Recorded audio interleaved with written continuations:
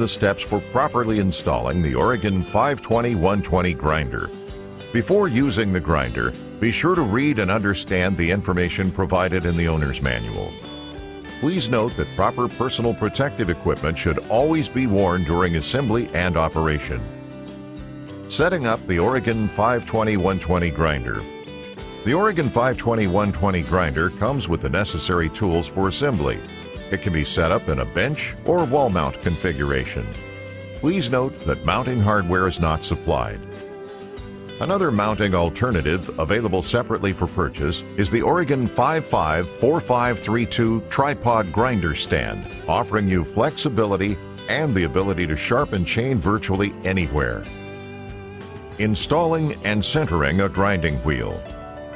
The grinder comes with 3 wheel sizes: 1/8 inch, 3/16, and 1/4. These vitrified wheels are 5 3/4 inches in diameter with a 7/8 arbor size.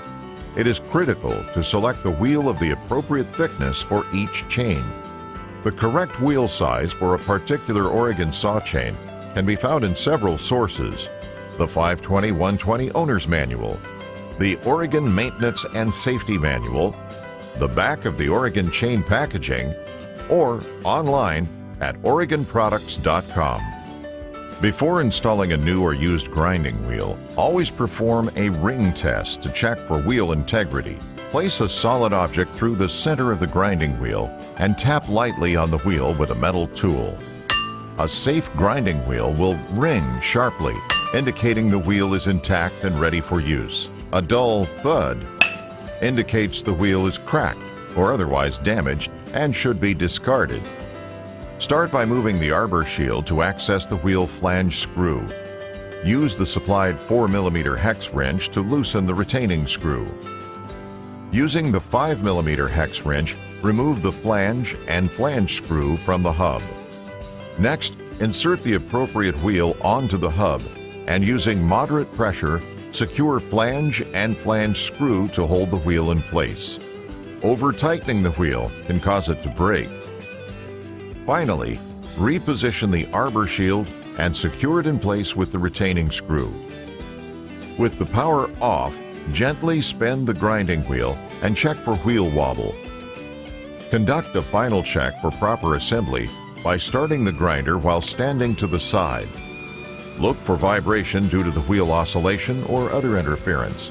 Always keep bystanders at a safe distance from a grinder while in operation. The grind wheel is designed to rotate away from the operator. This safety feature reduces the likelihood of sharp pieces of shrapnel striking the operator should the wheel fracture or break during the grinding process. To get the best performance from your grinder, ensure the grinding wheel is centered over the vise. First, set the grinder head angle at 90 degrees. Next, clamp a straight edge vertically into the chain vise off to the side as to not interfere with the grinder head articulation. Finally, lower the grinder head down alongside the straight edge and look to see if the straight edge is lined up with the center of the flange screw. If the grinding wheel is not centered, loosen the 2 Allen head screws that secure the vise to the grinder base and slide the vise forward or backward until the grinding wheel screw is centered on the straight edge. Retighten the screws.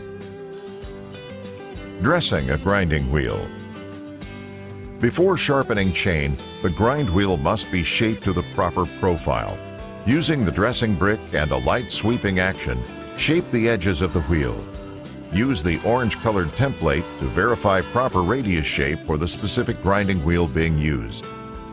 With assembly complete, you are now ready to use the 520-120 grinder.